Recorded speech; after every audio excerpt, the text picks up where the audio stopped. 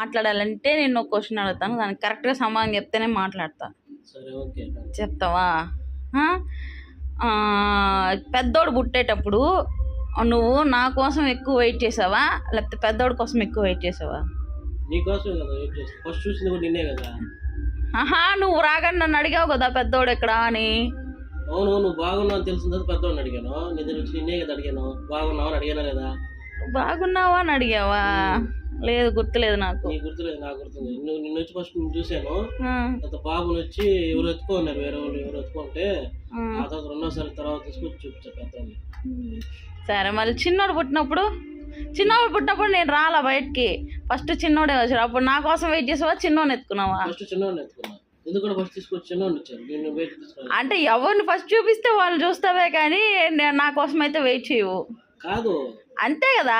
నీ కోసం వెయిట్ చేశానబ్బా. నువ్వు ఫస్ట్ నేను తీసుకో.